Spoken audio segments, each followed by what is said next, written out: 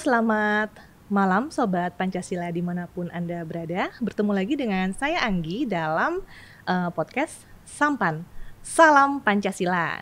Kali ini saya berada cukup jauh dari Jakarta. Saya berada di Kabupaten 50 Kota, Provinsi Sumatera Barat.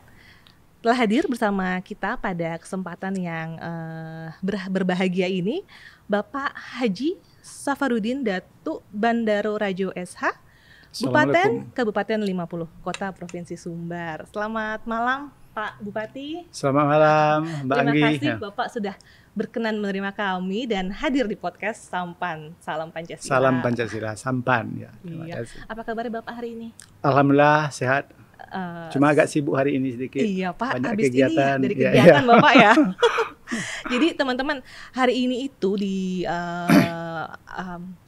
Lembah Harau itu sedang ada kegiatan Pasar Harau. Nah, saya tahu persis bahwa Bapak ini dari siang sudah berkegiatan di sana. Namun alhamdulillah kami masih berkesempatan untuk berbincang sebentar dengan beliau di tengah kesibukannya gitu ya.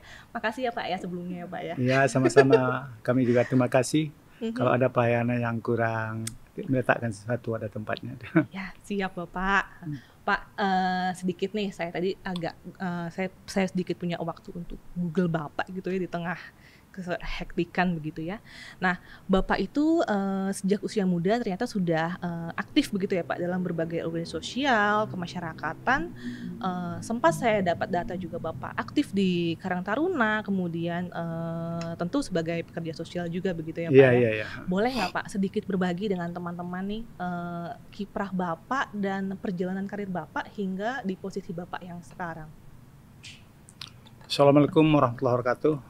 Sahabat Sampan semua, salam Pancasila untuk kita semua, warga negara Republik Indonesia yang menonton podcast ini. Saya Safarudin Datuk Bandaro Rajo, saat ini menjabat Bupati 50 Kota Provinsi Sumatera Barat. Saya dilahirkan pada tanggal 28 Agustus 1957, lebih kurang 66 tahun yang lampau. Saya dibesarkan suatu desa ataupun nagari namanya di Baru Gunung. Dan saya dilahirkan dari keluarga yang boleh katakan miskin ataupun sangat sederhana.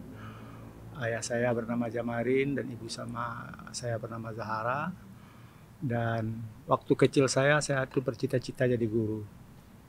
Cita-cita jadi guru. Jadi guru ya Pak ya. Justru karena itu saya masuk sekolah PGA waktu itu, pendidikan guru agama. Pendidikan guru agama. Tapi pendidikan itu terbentur waktu itu karena tamat PGA 4 tahun itu saya tidak bisa melanjutkan karena keterbatasan ekonomi. Akhirnya saya pulang kampung. Membantu orang tua lagi karena orang tua sudah nggak sanggup menyekolahkan. Tempat yang lebih tinggi karena dia pesan karena keadaan ekonomi kita payah. Mungkin kamu tidak bisa melanjutkan sekolah. Pulanglah saya sebenarnya dalam keadaan bersedih.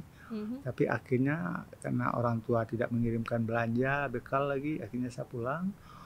Dan saya masa kecil itu ya mengikuti orang tua lagi. Ke sawah, ke ladang, bahkan ikut bergembala kerbau dengan orang tua. Karena ada kerbau orang tua, ada kambing. Jadi itulah kehidupan kecil saya. Namun di waktu saya pergi ke ladang dan lain sebagainya, pergi ke gembala kerbau itu, saya suka membaca. Jadi saya banyak baca-baca buku. Bapak hobinya baca gitu ya? Baca. Jadi akhirnya wawasan kita itu bertambah juga. Akhirnya karena dilihat oleh para tokoh-tokoh desa, nagari, akhirnya saya dipercaya menjadi ketua pemuda waktu itu. Dan dari situlah saya menapak organisasi dari ketua pemuda, jadi pengurus masjid. Dan akhirnya pada tahun 80-an, waktu itu saya sudah mulai dewasa dan saya nikah waktu itu. Akhirnya saya ditunjuklah oleh nagari waktu itu sebagai sekretaris desa. Waktu itu masih nagari, sekretaris nagari.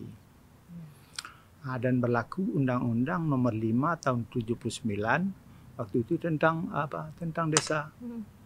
Akhirnya saya menjabat kepala desa tahun 81. Di usia berapa itu Pak? Usia waktu itu masih 25 tahun. Jadi masih muda sekali ya Pak ya? Usia 25 sudah dipercaya menjadi pejabat kepala desa. Pejabat kepala desa. Umur 26 saya sudah terpilih.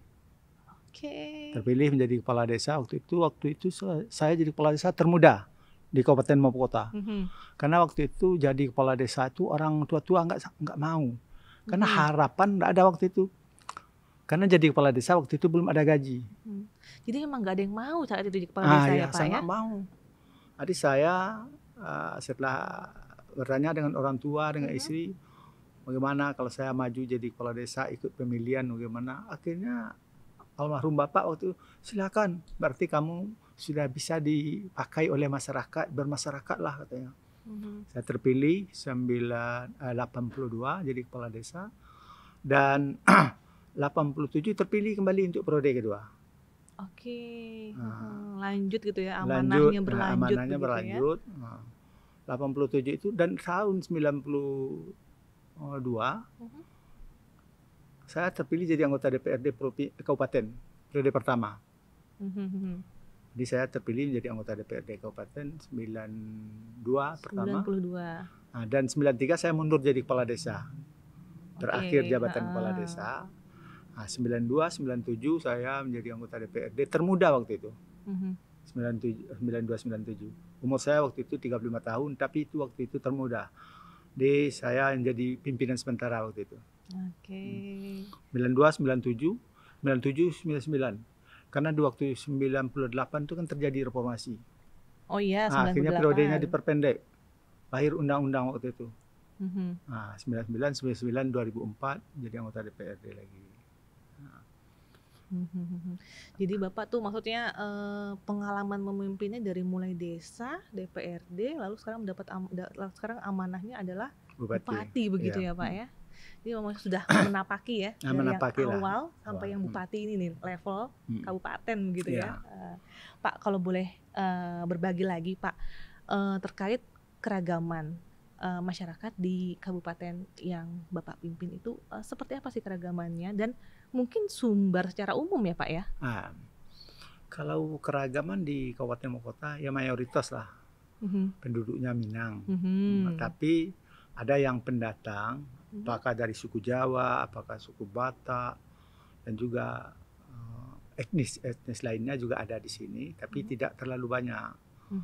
Tetap didominasi oleh suku Minang gitu ya Pak. Tetap didominasi oleh suku Minang, karena penduduk lima kota itu terakhir nih sekarang sudah menjadi 394.043 jiwa kalau nggak salah. Jadi terakhir sampai 2023 ini itu penduduk lima kota, dan mayoritas adalah warga Minang yang berdomisili di lima kota, karena luasnya kabupaten kota itu 3.443 km persegi, jumlah kecamatannya 13 dan jumlah desanya 79. Luas, sangat luas. Ada dari satu kabupaten ini kita ke desa paling ujung itu lebih dari 200 kilometer. Justru Pak, kalau saya melihat gitu berarti mayoritasnya Minang. Justru challenge-nya adalah, tantangannya adalah di minoritasnya begitu ya. Bagaimana minoritas ini bisa dirangkul oleh yang mayoritas, dan itu seperti apa kondisinya di masyarakat? Kita minoritas mayoritas tidak dikotomi, tidak ada masalah. Sehingga kita kemarin melaksanakan Pekan Budaya tanggal 7 sampai tanggal 12, di pembukaan itu bahkan reok Ponorogo yang ditampilkan. Reok Ponorogo. Iya, dia tampil di acara pembukaan itu.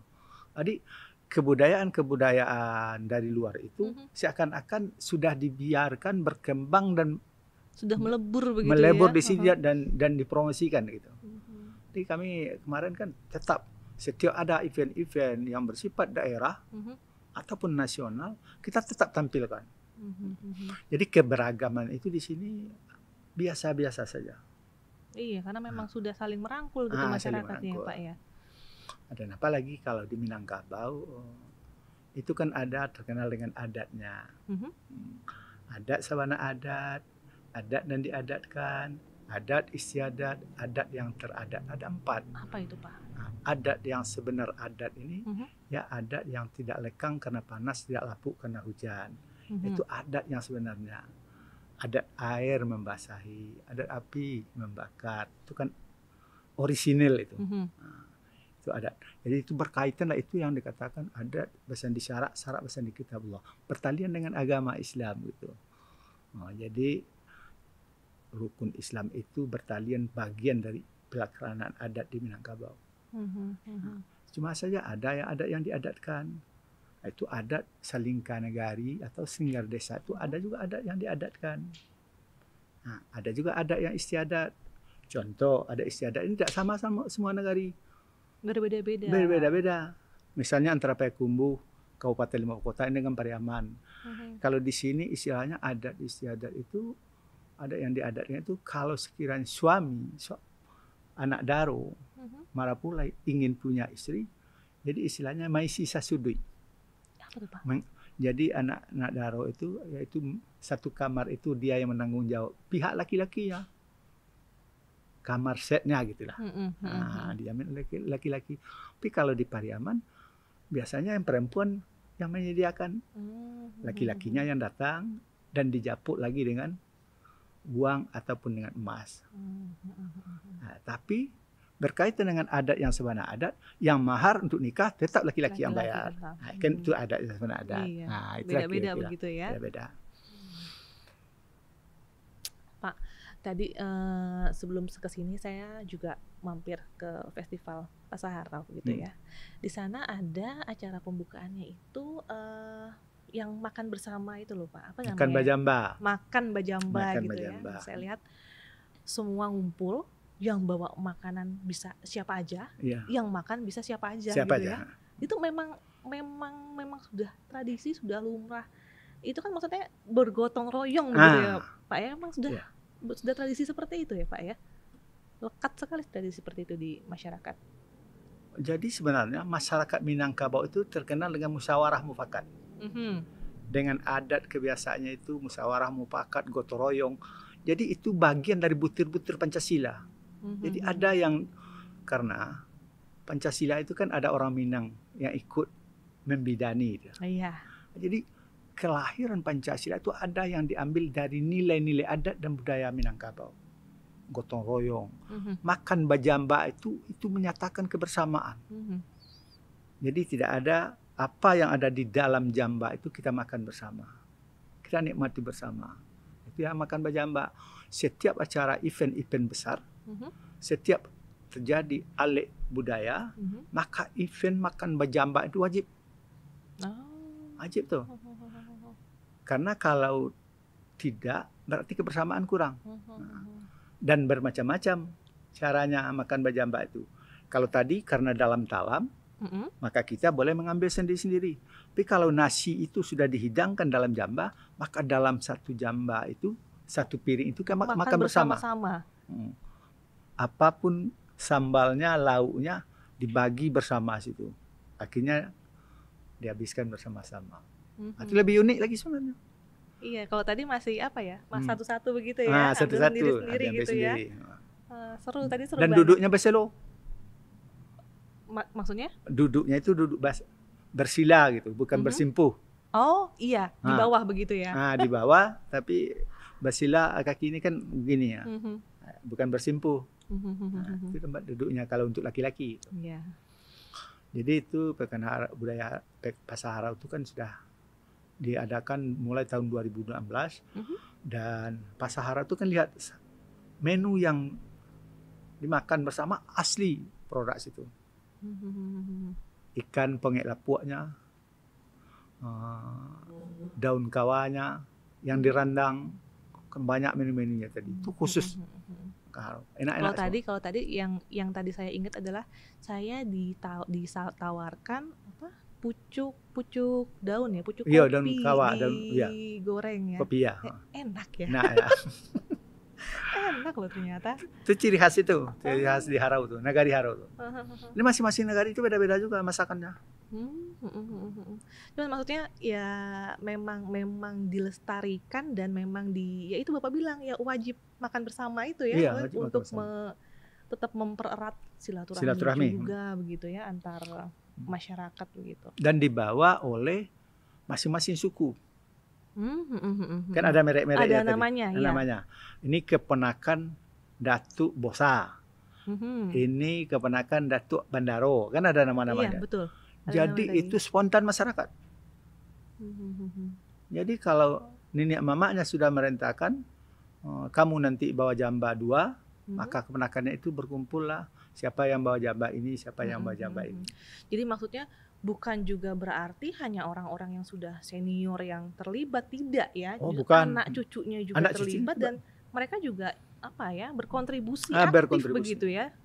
Kan mereka maksudnya generasi muda ya. Kadang-kadang nih kita berpikir generasi muda tuh kayak udah terdistorsi loh Pak, nilai-nilai yang gotong royong, kebersamaan. Tapi kalau dari cerita Bapak tadi kan berarti memang tidak ya, mereka involve ya generasi muda ini ya Pak ya. Bahkan kalau sekiranya model yang tadi, kalau ada keluarga yang tidak tersapa, tidak ikut, dia merasa malu tuh.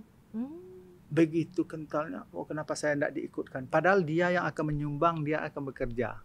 Tapi dia merasa malu itu kalau tidak diikut sertakan di alek nagari atau di event nagari seperti itu.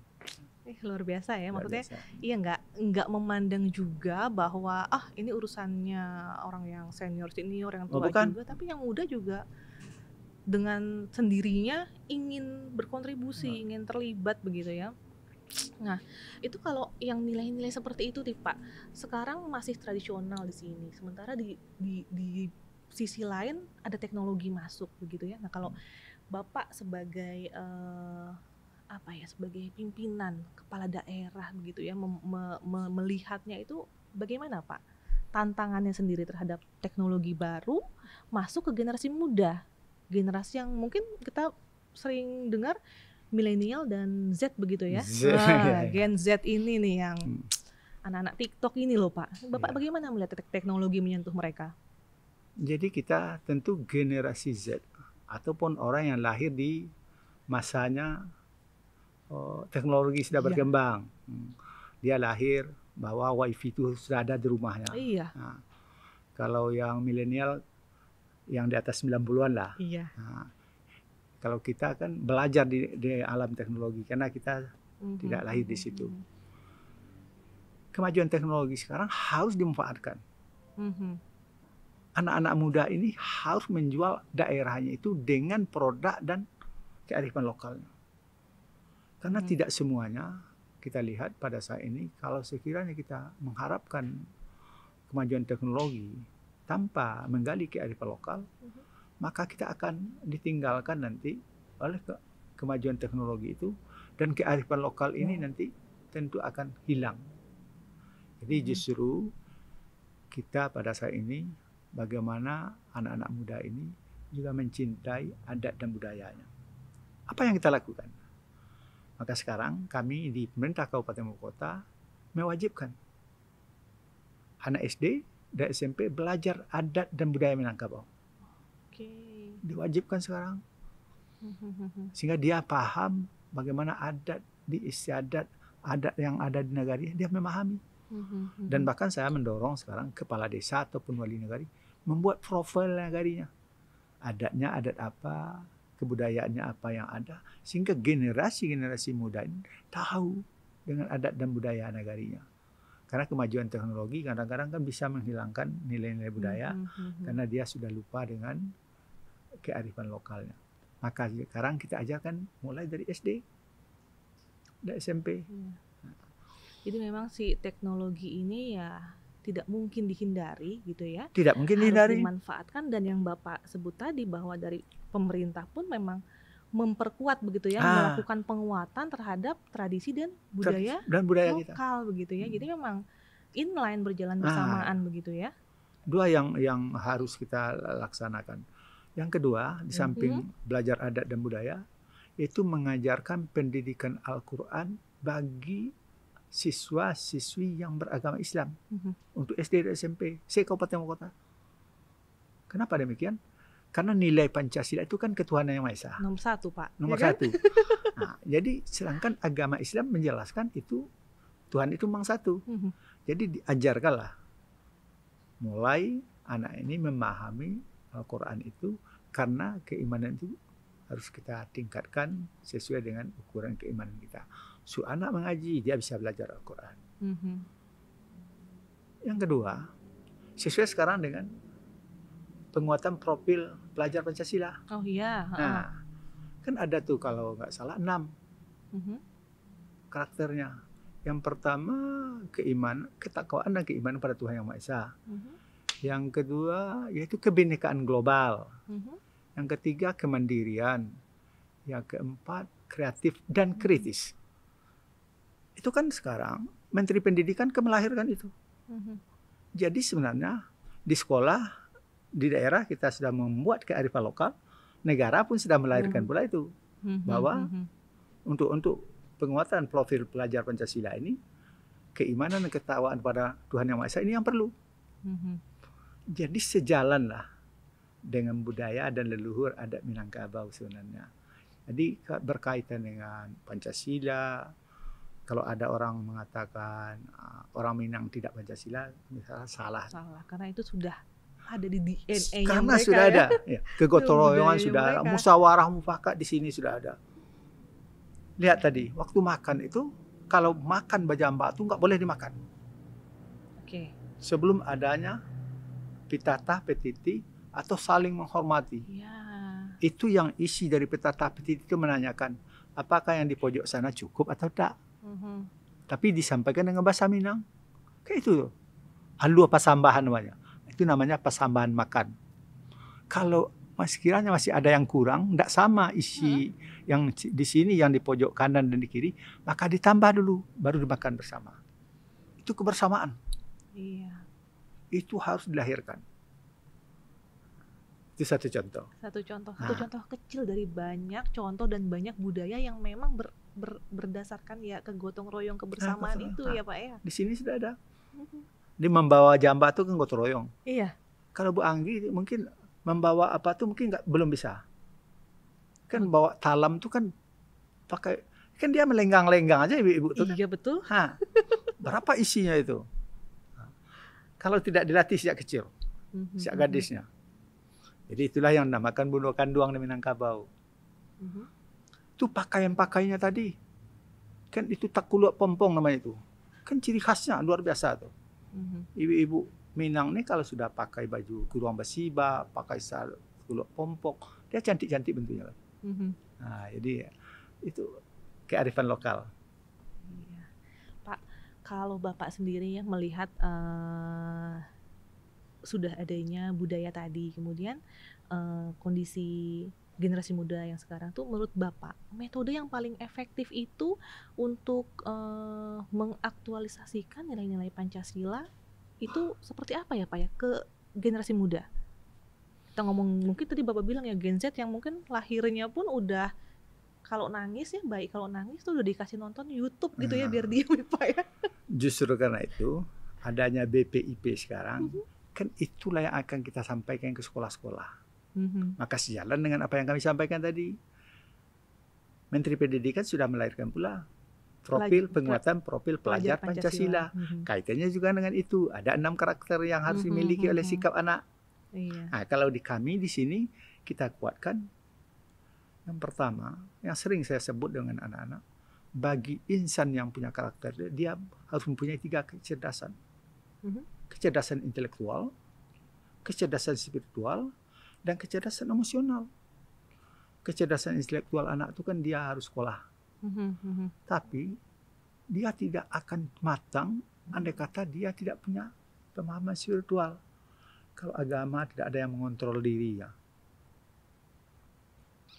Akhirnya orang menyebut orang-orang itu sekuler. Yang ketiga, yang sudah biasa di Minangkabau, yaitu kecerdasan emosional, yaitu sosial kemasyarakatan, interaksi dengan masyarakat. Nah, inilah yang kita berikan sekarang dalam muatan lokal untuk anak SD dan SMP Kabupaten Kota. Karena itu yang wewenang kita, masuk TK. Pendidikan dini sudah kita lahirkan. Mulai pendidikan dini ya. Jadi untuk bagaimana Pancasila itu melekat di anak-anak kita, maka kita harus memberikan sejak dini. Itu yang paling penting. Jangan kita abaikan. Karena dia lahir adalah generasi Z. Sejak dari Z itu kita ajarkan Pancasila itu. Tidak bisa tidak. Tapi Pancasila itu termasuk bukan anak saja yang kita ajarkan. Masuk guru-gurunya. Kan begitu. Kalau contohnya nggak bagus nanti nggak mungkin juga. Iya. Nah, jadi kemarin kami memberikan pembekalan kepada guru-guru berkaitan dengan